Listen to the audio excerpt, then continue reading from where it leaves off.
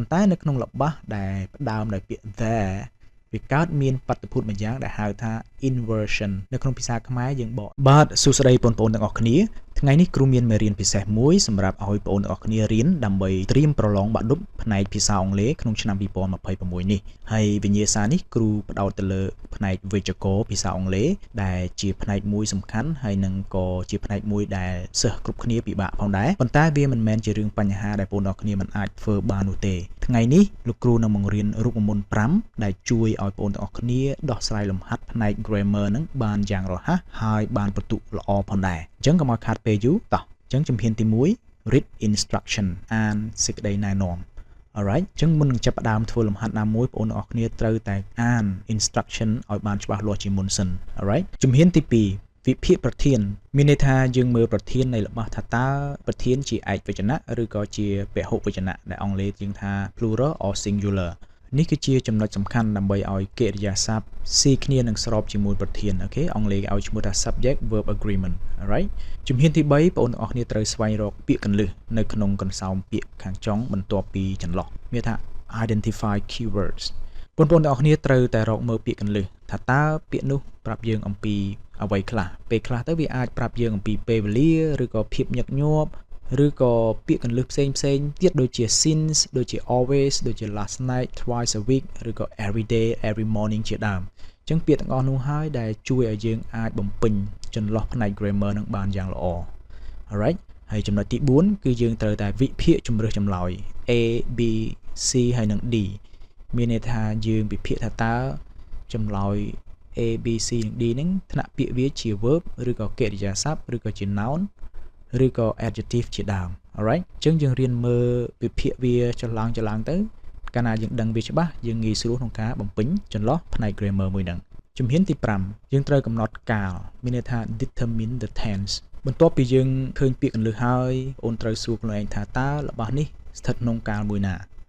alright បច្ចុប្បន្នកាលឬក៏អតីតកាលឬអនាគតកាលរួចទើបជ្រើសរើសទម្រង់កិរិយាសព្ទឲ្យបានសមស្របតាមកាលមួយនោះអូខេតោះអញ្ចឹងកុំឲ្យខាតពេលយូរយើងចាប់ផ្ដើមរៀនវិញ្ញាសាផ្នែកវេយ្យាករណ៍ទាំងអស់គ្នាអញ្ចឹងទី1យើងអាន instruction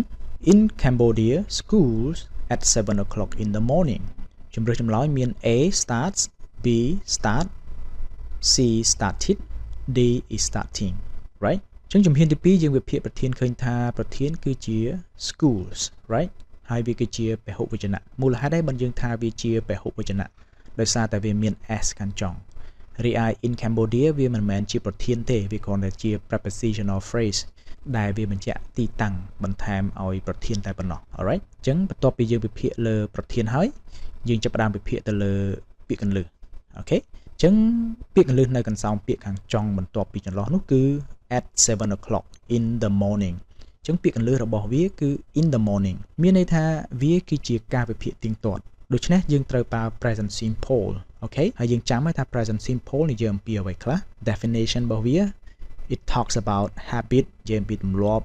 daily routines និយាយអំពីសកម្មភាពប្រចាំថ្ងៃ facts ជាដើម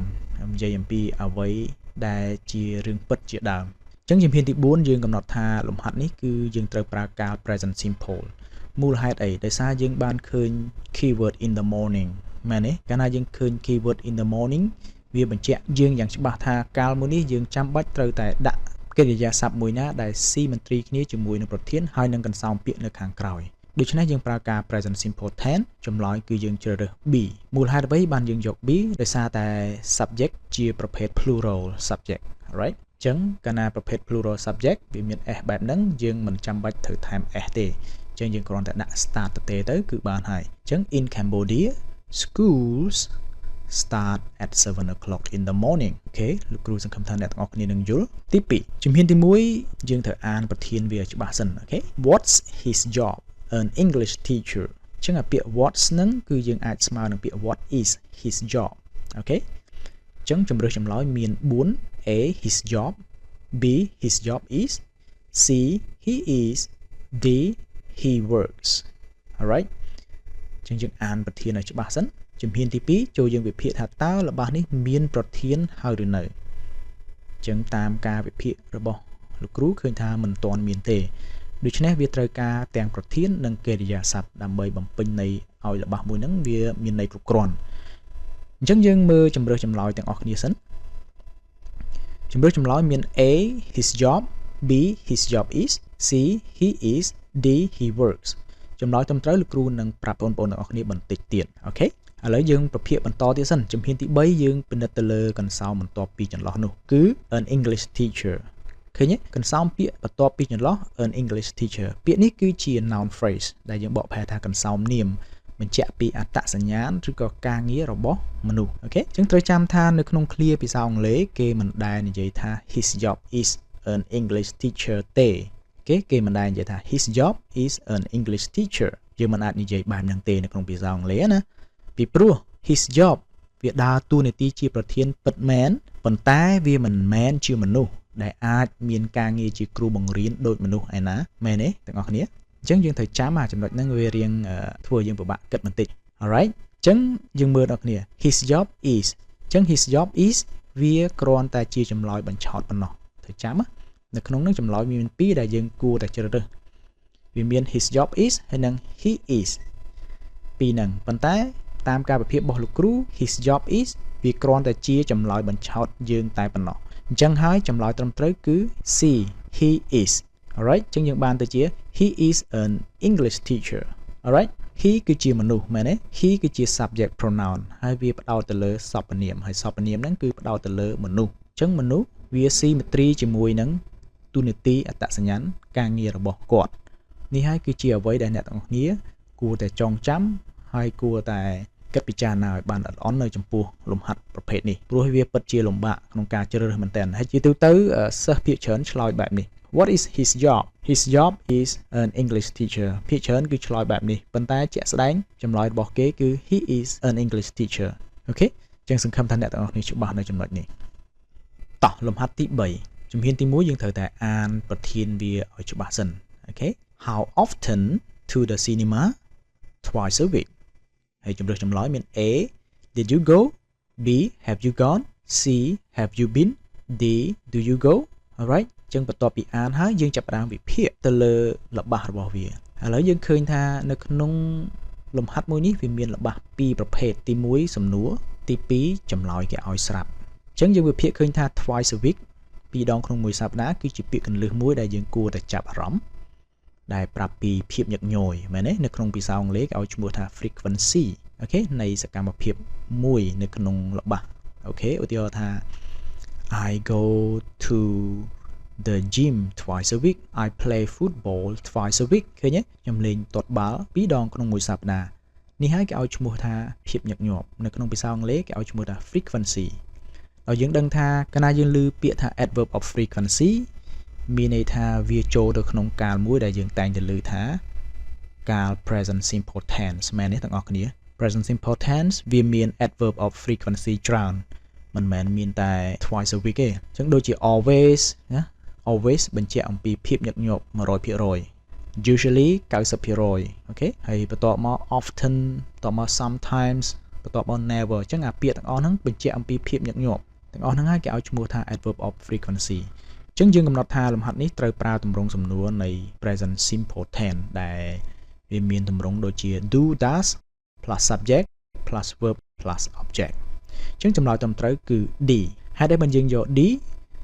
ឡូវយើងមើលដល់គ្នា How often do you go to the cinema បន្ទាប់មកចម្លើយវាថា twice a week អញ្ចឹងនេះគឺជាសំណួររបស់ present simple ហើយជាចម្លើយត្រឹមត្រូវដែលយើងប្រើនៅក្នុងកាល present simple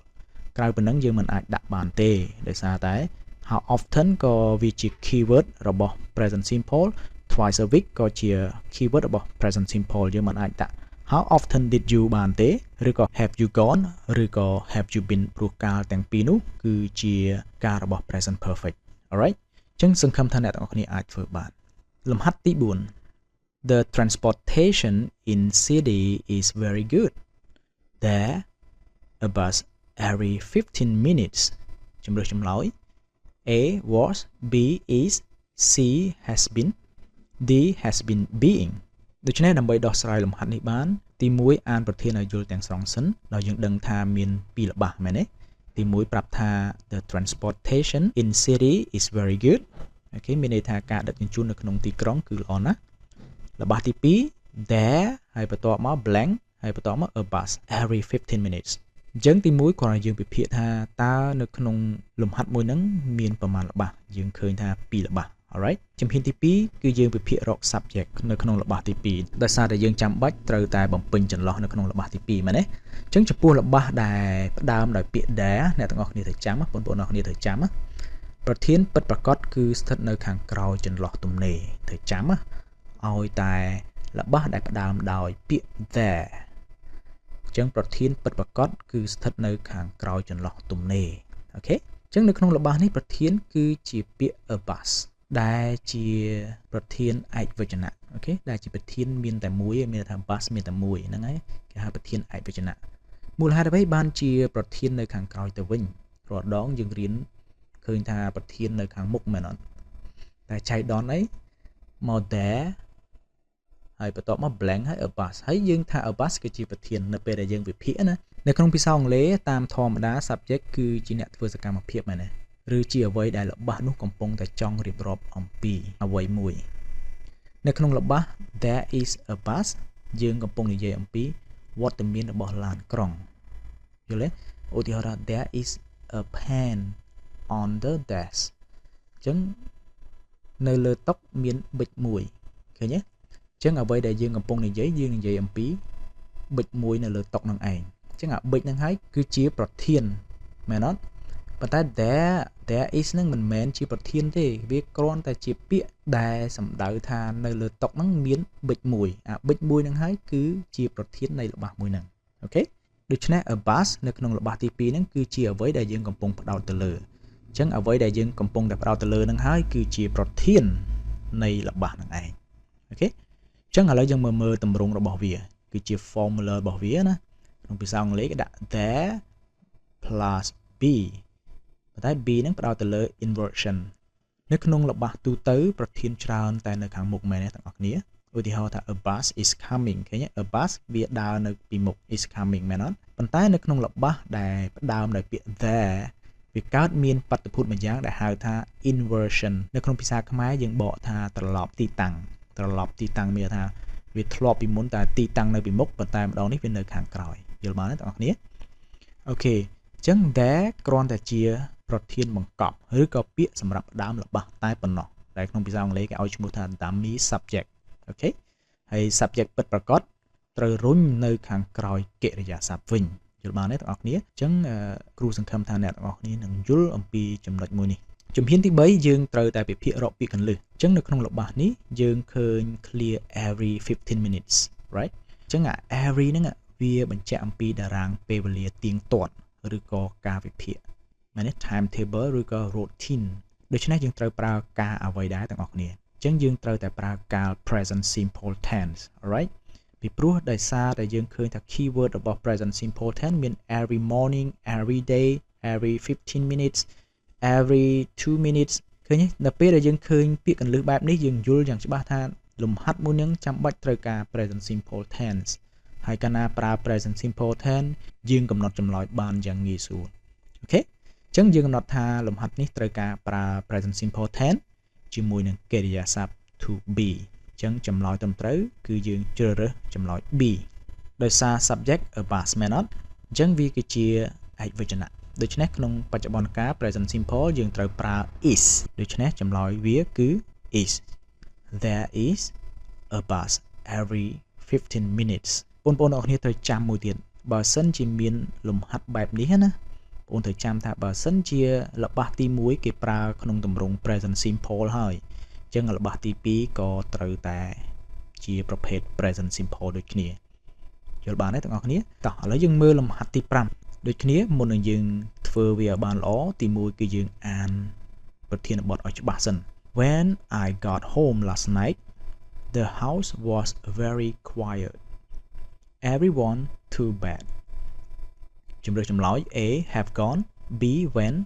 C had gone D was going អញ្ចឹងបន្ទាប់ពីយើងអានប្រធានហើយយើងចាប់ផ្ដើមពិភាក្សាមើលថាតើប្រធានមួយនឹងមានរបស់ប៉ុន្មានដែរវាមាន2អូខេទី1 When I got home last night the house was very quiet ហើយទី2 everyone to bed អញ្ចឹងវាមានន័យថានៅក្នុងល្បះមួយហ្នឹងវាមានសកម្មភាព2សកម្មភាពទី1 got home មកដល់ផ្ទះសកម្មភាពទី2 gone to bed ចូលគេងនេះហើយគឺជាអ្វីដែលយើងវិភាគនៅក្នុងជំហានទី1ជំហានទី2យើងវិភាគរកលំដាប់លំដោយនៃសកម្មភាពដែលភាសាអង់គ្លេសគេឲ្យឈ្មោះថា sequence of events ឧទាហរណ៍មានន័យថា when I got home last night the house was very quiet អញ្ចឹងយើងបកប្រែថានៅពេលខ្ញុំមកដល់ផ្ទះស្ងាត់ជ្រងំទៅហើយនេះមានន័យថាសកម្មភាពចូលគេងគឺបានកើតឡើងនិងបញ្ចប់រួចរាល់មុនពេលខ្ញុំមកដល់ផ្ទះទៅទៀតយល់បានទេបងប្អូនគ្នាអញ្ចឹងមានន័យថាសកម្មភាពចូលគេងគឺបានកើតឡើងនិងបញ្ចប់រួចរាល់មុនពេលខ្ញុំមកដល់ទៅទៀតបើនិយាយឲ្យចំទៅគឺមានន័យថាកាលហ្នឹងគឺជាកាល past perfect tense បងប្អូនដែលបានរៀនអំពី past perfect tense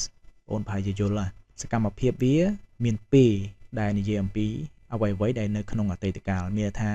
សកម្មភាពរបស់ past perfect tense បានកើតមុនសកម្មភាព past simple អញ្ចឹងគ្រូសង្ឃឹមថាអ្នកទាំងអស់គ្នាចងចាំអូខេចំណុចជំហានទី3យើងវិភាគឃើញថាកាលដែលយើងត្រូវប្រើនៅក្នុងលំហាត់មួយនេះ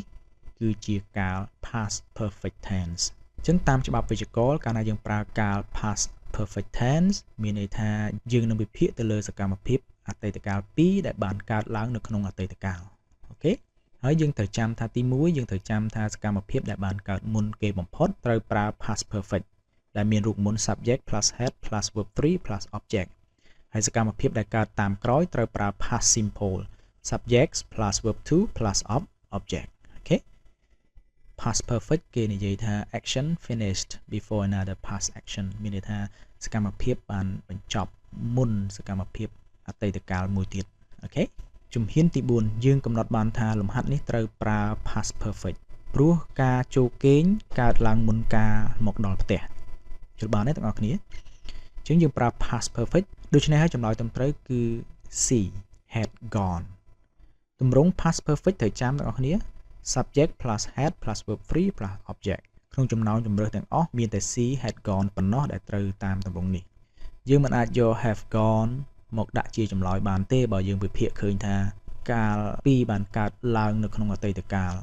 ហើយយើងវិភាគឃើញថាវាជាទម្រង់របស់ past perfect ដូច្នេះហើយយើងមិនអាចយក have gone មានន័យថាវាជាទម្រង់ present perfect tense ដោយប្រើ have វាមិនមែនជា had ទេហើយក៏មិនអាចយក when មកដាក់បានដែរបើយើងដាក់ when ហើយមានន័យថាអតីតកាល past simple នឹងត្រួតស៊ីគ្នាហើយអូខេអញ្ចឹងចម្លើយត្រឹមត្រូវបំផុតគឺ had gone គឺជាចម្លើយដែលយើងយកមកបំពេញនៅក្នុងចន្លោះមួយហ្នឹងអូខេអញ្ចឹងដើម្បីឲ្យងាយយល់បងអូនមើល timeline ដែលលោកគ្រូបានបង្ហាញនេះទៅឃើញទេនៅក្នុង timeline បានបញ្ជាក់យើងថាសកម្មភាពទី1គឺបង្ហាញអំពី past perfect ហើយសកម្មភាពទី2គឺបង្ហាញអំពី past simple អញ្ចឹងទាំងអស់នេះគេឲ្យឈ្មោះថាកាល past perfect tense អញ្ចឹងជាចុងក្រោយបងប្អូនប្រហែលជាឃើញហើយថាវិញ្ញាសាវេយ្យាករណ៍មិនមែនជាឧបសគ្គដែលយើងមិនអាចឆ្លងកាត់បាននោះទេមែនទេបងប្អូនអ្វីដែលសំខាន់បំផុតមិនមែនជាការទាយចម្លើយឲ្យត្រូវនោះទេប៉ុន្តែគឺជាការប្រើ